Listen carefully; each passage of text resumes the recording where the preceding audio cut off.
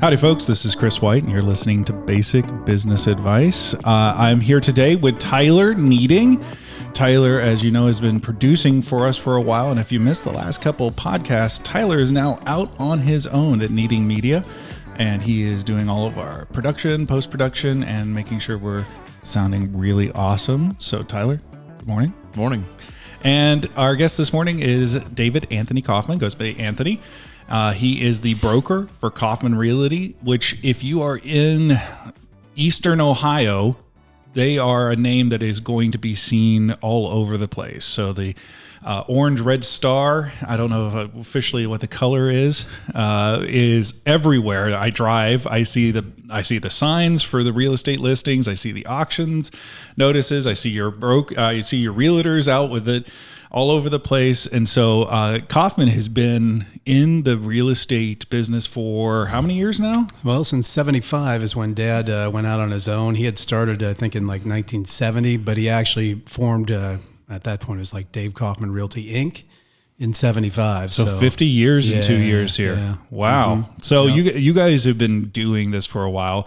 And as much as people who listen to this might go, oh, great, they're going to talk about the real estate market, we're not.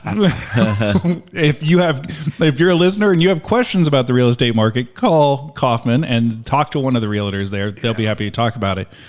But Dak, the reason I wanted to bring you in is because you lead as the sole broker a very large established entity. Mm-hmm. And you guys have grown a lot in the past decade and a half. You guys have multiple locations. You're in West Virginia now. You're in Florida now. I mean, you guys have grown. I think you were telling me before, 120 people? Yeah, there's around 120 people that are involved with the company. Real estate is a weird deal in that you've got I think we have around 80 agents, but of those 80 agents, I would say that there's probably about 50 that consider themselves full-time. So the numbers sometimes will appear larger than they actually are. Yeah. But still, that's a lot of people. It's a decent amount. That's a chunk of people. And I want to go into talking about growth a little bit because you have a perspective on that, especially here recently. You've had a lot of conversations surrounding growth, and it would appear a lot, especially to people who are getting started in business, that growth is like it. That is the number one thing you want to do. Yeah. And growth at any cost almost is what you will see a lot, the goal being. But you have some thoughts on that based upon a recent conference you were at about maybe unfettered growth is not the best thing for us as businesses. Right. Well, that's a great term, unfettered growth. We have, over the last couple of years, growth has come somewhat easily. And I think a lot of that is due just to what has been probably one of the best real estate markets that I've seen in about 25 years. And so consequently, when you have something like that, there's always the idea that it will continue forever. And with that, it becomes very easy to bring in additional people, additional offices, because things look and appear as though they are going to continue as they have been for the foreseeable future. Sure. What happens sometimes is we then start to plan and adjust financially based on what is more of an anomaly than what the true market dictates. I know we're not going to talk about the real estate market in general, but what we saw over the last 3 years is not the norm. Sure. And so consequently, we probably made some decisions as a company based on getting emotionally invested in a market that's not sustainable. Mm-hmm. And when you do that, you do end up with some unfettered growth. And we're taking a look and realizing that if we want to grow at a sustainable pace, we probably have to bring some of that stuff back in and make sure that there are things like infrastructure that are in place correctly. And that's been something that we've been trying to work on through, be it through our marketing team or other parts of the company, to get those things in place so that we have a truly replicatable system in place before we dive into a bunch of additional growth. So one of the things you bring up interesting, and we're not talking necessarily about the market itself, but your market, if we took a 15-year snapshot, that takes us back to 2008. Right.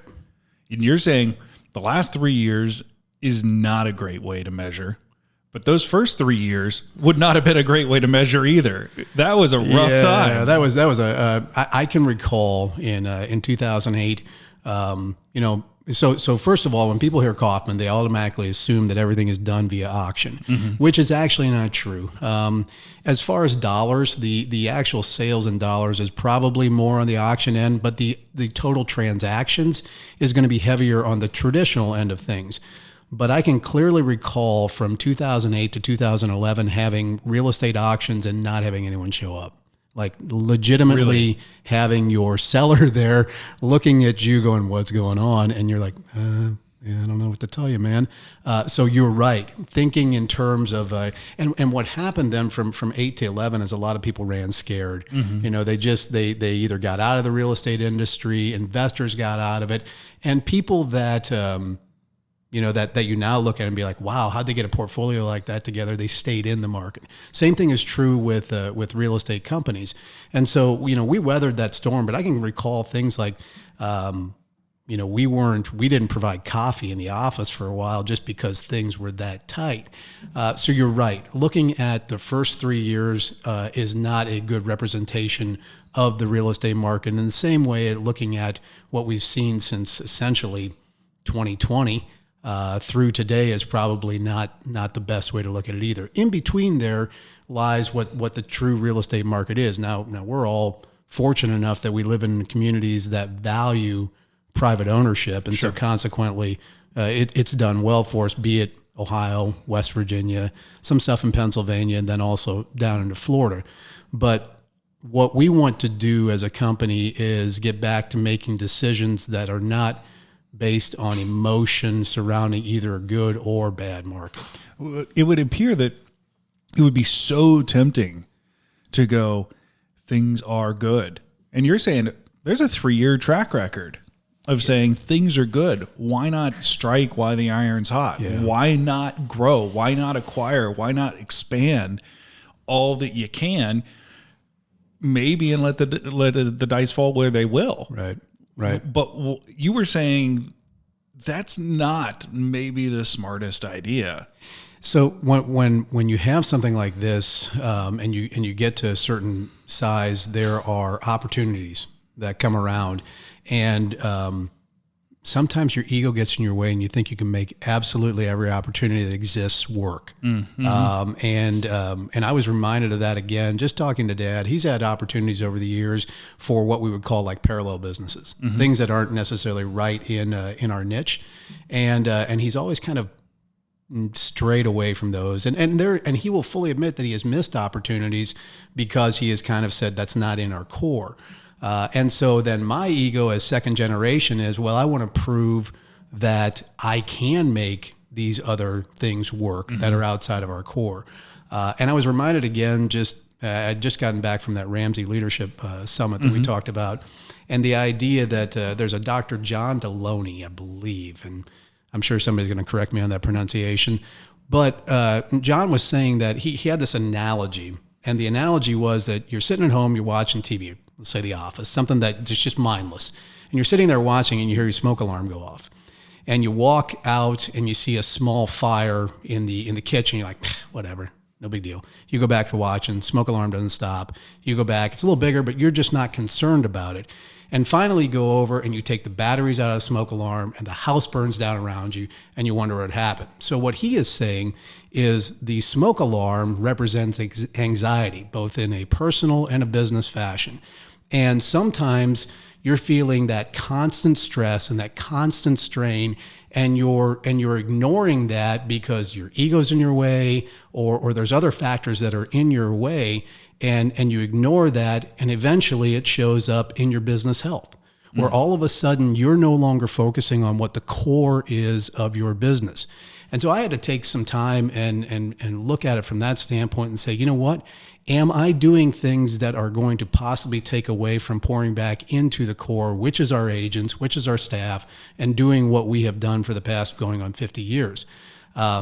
It wasn't an easy decision to walk away from certain things, but it was a reminder to me that, maybe anxiety itself, business anxiety, is not the actual problem, but it is telling me that there's something else that is coming. So I got to, refocus a little bit and realize that let's pour into communicating with the existing team members. Let's make sure that we are giving them the opportunity to win, that we're providing things for them that allow them to be as good or better than anyone they encounter. And then that growth will happen naturally, be it in other offices, other locations, things like that. Sure. So that focus is what you're describing is really challenging. And this is spoken as a guy who, I think I have 7th business that I've just started, of this last year. And I 100% understand, there is this desire to the next. That next, though, I think what you're saying doesn't necessarily have to be external to what you're doing. Right. That next sounds like it can be inside what you're doing. And that next, you said communication. Here's a big deal. 120 people. 80 realtors, 50 of them maybe fully engaged, 30 of them not. That sounds like that's a hard group of people to keep connected to. Yeah, and if you, I guess if you were to disc profile or Enneagram or whatever profiling you'd want to do, and you took a collection of realtors, you would quickly see that the majority of them, especially with a disc or high Ds, high Is, things like that, and consequently they tend to be a very independent lot. So to some degree, you constantly feel like you are herding a group of cats. You're trying to bring them together under an umbrella with the idea that they're subcontractors, and they, you have guidelines and you have rules and they need to adhere to that. But other than that, they have some freedom to move around. And so getting them to sit down and communicate can be really difficult. One area that we feel that we have helped that situation is by putting managers in place in each of the offices who are constantly communicating with them. We also use Office 365. So we've been big about every Monday morning, we do a company-wide stream where we just go over news of the past couple of weeks, what is coming up, what are some of the new policies. Maybe there, as far as that goes, there might be people out there who need some additional assistance, stuff like that. We try to go through that. Nick and his marketing team will say, hey, these are the latest things. This is what we're doing. Be aware of this, stuff like that. And so we are trying to further that communication. In fact, yesterday I'd sent an email out, just company-wide email saying, hey, how are you doing? And what can we do as a company to help you win? And I was pleasantly surprised the amount of response we got, and people with legitimate concerns, saying, hey, as you grow, that feeling of a family-owned brokerage isn't what it used to be. What can we do like that? So we had, probably about 9 months ago, we decided we're going to put together a CARES team, and we'll have one person whose sole focus is to ensure that if there are personal issues in the company, if there are people that need financial assistance in the company, if there's things that are happening in these different communities that we're not aware of, that we're being made aware of, and that we have a team that can help and assist in that. For instance, I think they're doing a community day at Walnut Hills this Friday. And so it's things like that we find re-energizes agents and staff beyond just the financial aspect. Sure. And when you get out and you do stuff with people that you work with, you tend to form some bonds that you don't do just in the workplace. And I think that helps communication. So it reminds me a lot. You and I have a mutual friend, Brian Miller. He's the president at Provia, and Brian's been a keynote speaker for us at our business conference. Brian's got a lot of great insights. What you just said reminds me, I think, of what he said last year when he opened up the business conference. He said, we realized that the bigger we got, and big with Provia, that's big. That's like 1,500 people, 3 states, multiple manufacturing. But he was talking about their engagement with their wholesalers and retailers. And, he said the bigger we got, the smaller we had to be. Right. And he unpacked that. And that just, what you were saying is so important, is that when growth comes at any cost, you forget to connect in meaningful ways. Not, in your and I's case, I work with a bunch of attorneys. You work with a bunch of realtors, all of which have their own ideas about how they're going to do stuff. Mm-hmm. But if they feel disconnected from the base being Kaufman Realty or Eques, then there is a tremendous amount of risk there. Yeah. Because Kaufman has a brand. Mm-hmm. You guys need to protect that brand of 50 years on now, of protecting that. And so it just reminds me of what Brian was saying, of how important it is that growth has to happen intentionally. And it can't happen at the expense of whether it be your customers, your team members, because at that point in time, then you start to lose who you are. Yeah. Yeah. And I want to make sure that I get this out there, that these ideas are not original to me. They're not original to our company. They are from people like Brian, who, I sit on on the board of Branches Worldwide that he's the founder of. And they're from people like Brian, from Dan Oalabi, from personal friends and coaches like Bruce Hampshire and Toward the Goal, Tim Chort. And these ideas came from them.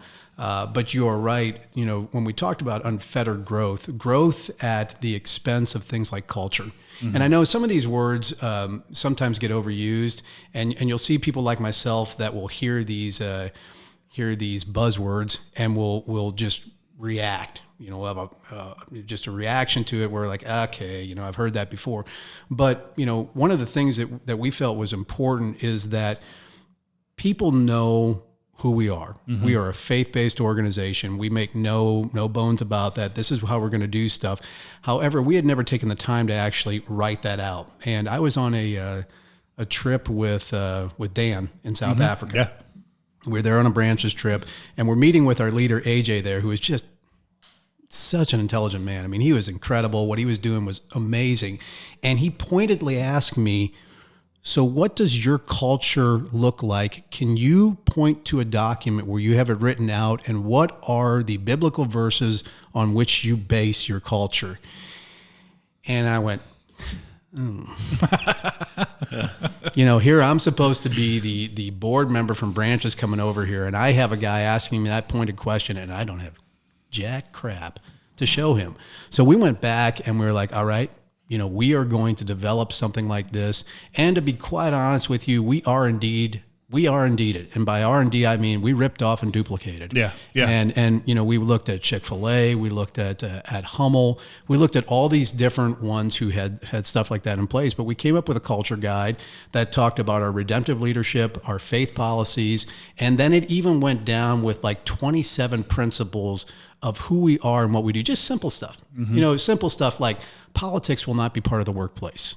Little things like that where we go through and divide. We will be on time. We understand that time has there's a finite amount of time, and that it is something that, when you don't respect somebody else's time, that shows that you have elevated your importance over them. Right. Little things like that. And we spend some time going through that and making sure that anybody who works with us understands that. And we're very quick to say that, hey, you don't have to believe the way we believe, but understand that we feel these principles are important enough that we're going to put them down, that whether you believe in that or not, if you act in that manner, you will conduct business in the right way. And so back to your idea of growth, if we are willing to grow at the expense of those things, that is the unfettered growth that we're not looking for. Sure. Tyler, do you have any thoughts? Oh man. No, I don't really have anything that, is like going to drive us home or anything like that. But I think that's incredible. I think there's a lot to be said for having a company that runs on character, and not necessarily, not to say you guys aren't like the best in your field, but there's a lot to be said for having people who have strong character and strong morals, even if they don't necessarily believe. Right. That's still an awesome moral to live by, and people recognize that, I know guys that work for me, like I would much rather have someone I can trust their character than someone who has more experience than them, because if, we're weighing out character versus experience, it's like, well, if crap hits the fan, which one of you are going to stay and handle the situation, and which one of you is going to bail and say, sorry, this is your company. Mm-hmm. You're on your own, Yeah. And I've never thought about that other than with 5 people, Right. Not, 150, but that's, I think there's a ton of value to that. Yeah. So when you think about this, and you wrote out this list. How effective is that in filtering your growth opportunities in front of you? How effective as that cultural established, this is who we are, gone into filtering? Because it sounds like not only is this stuff important, but that acts as sort of this interposing filter between all of the opportunities and what Kaufman wants to be. Sure. You know, that's a great question, Chris. I don't know that we have had an opportunity yet where we have sat down and filtered it through the lens of our culture. Surprisingly, the majority of the opportunities that have come to us because people had recognized the culture before that happened. Where we have found it to be very important is the individual hires and the individual agents that come on.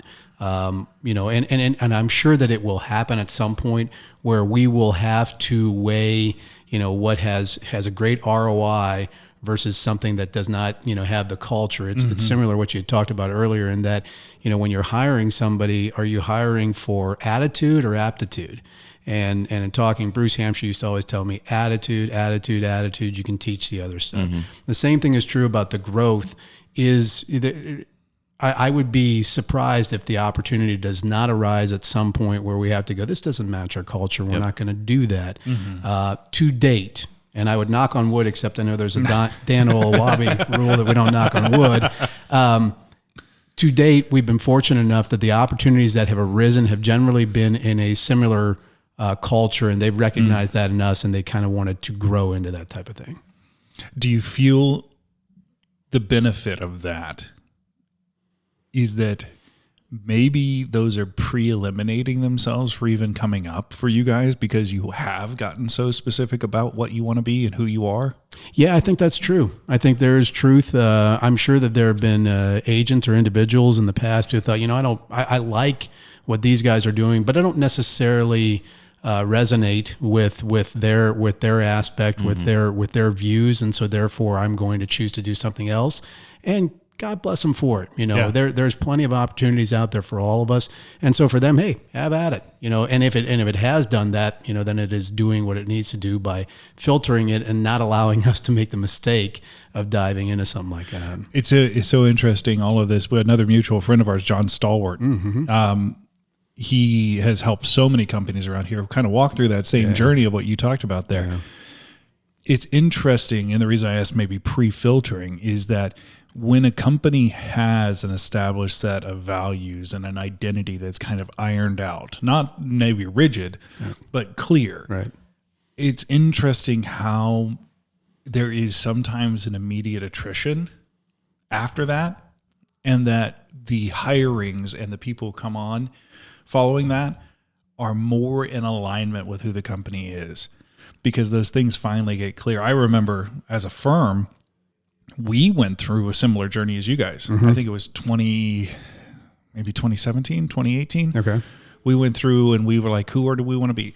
What type of firm do we want to be? 4 months later, we lost 2 attorneys. Yeah. They just weren't in the same line. But before that point in time, there are points that I think you could point out and go, that was a frustrating relationship, but we didn't know necessarily why. But once it became clear who we wanted to be, those things really start to fall into place of like, this isn't working because of these different roles. So it's so much of what you're saying. We have mutual friends who have all influenced all of us on this point in time. So if you had some advice to somebody out there who's in that space where maybe the anxiety is ringing the bell a little bit, what should they do? Read John Deloney. You know what? He was a good enough speaker that I actually contemplated bringing him in just to talk to our organization, and then I decided I probably can't afford him. Yeah. So from that standpoint, but he had like 4 specific points, and the points were so good I had written them out, and of course I've forgotten them because I haven't committed to memory yet. But the one major thing that he talked about was declutter. declutter, get rid of the chaos. He used an example. Again, these are not specific to business, but he was going through his closet. As most of us, we all have, way too much clothes. And we've got that piece in the back. You're like, man, when I drop that 15 pounds, I'm going to put that thing on and wear it again. Just 15? Yeah, and I ain't ever going to wear it again. And it's going to be in my closet the rest of my life. I've got a box of those, unfortunately. But he had a tweed jacket that his grandpa gave him. And he told the story about growing up poor, made it to college, got his PhD, going to teach at a college. And his grandpa was so proud of him. He's like, you're going to be a professor. You got your doctorate. Here's a tweed jacket with the leather patches because, that's quintessential professor stuff. And he said, that thing had sat in my closet for 15 years. I don't know, using a number. But he said, essentially, I never wore it. And it just cluttered up my closet. And he said, I came to the realization, Grandpa's in here. He's not in this jacket. Right. Let's get rid of it. Let's declutter. And so he's just using that. And I think my advice to somebody who is starting to feel that anxiety in a business fashion. And here's the thing. You feel it in a business fashion. You will feel it in a personal fashion. And I'm sure Julie can attest to me coming home with a fuse that is a little bit too short and a little too lit.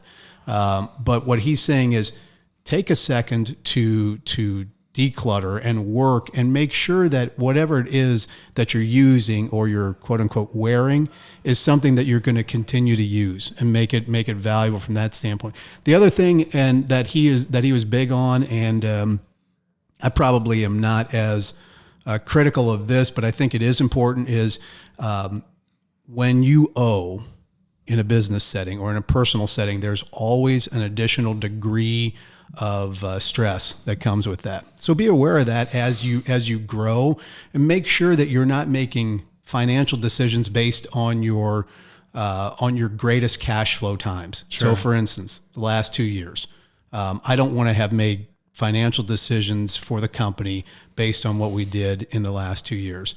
So those would be a couple of the things that I think are important to do. You had an entire list of that stuff, but take some time to really work through whatever decision is making from a growth standpoint, and make sure that it is in line with your core, that it does not take your focus away. And if maybe, they talked about, they had like 5 different levels of leader, and the last one was, shows how much attention I was paying. The last one was essentially a legacy builder. Mm-hmm. And if you're at that point, so I think of people that are legacy builders. I think of the Paul Weavers and the Bill Mullets, and guys like that have created a culture there, and they have people in place where they're not even required to be a part of it, but they are now able to go on to those additional businesses and do some of those other things. If you've got the people in place that allow you to go and focus on something else, have at it. Sure. Absolutely have at it. But don't jeopardize what you have, what you started, and what that core is because you think you can make something else work. Yeah. Man, I feel like there are at least 5 things that I wanted to jump on right there. But the interest of time, Anthony, thanks. Absolutely. This is so awesome. If somebody's listening and does want to kind of follow up and just know who you guys are, where can they go? Yeah. So, well, first of all, our web address is kaufmanrealty.com. Now, here's the thing on kaufmanrealty.com. 1 F, and realty does not have an I. It is not reality. People laugh about that, and it's a joke in the office. And I remind them that when I left college, or when I left high school and was going to college, I was applying for a scholarship, and I spelled it reality as well. So it's okay. You can hit us up there. If you want to talk on in the past, I've had some guys that are younger guys that I think I'm still young, but people that are younger than me that are in We're young. Yeah, I don't know what you're talking about. Gray hair might say otherwise. Feel free to hit me up personally. My email address is anthony.kaufman@kaufmanrealty.com. I'm on pretty much every social platform that's out there. Feel free to drop me a direct message or something like that. You want to sit down for coffee and talk through some of this stuff, I'm glad to do that. You want to talk real estate, love to come out and do that as well. Awesome. Thanks, man. Appreciate it so much. Tyler, thanks for your contribution today. And folks, you've been listening to Basic Business Advice. Have a great day.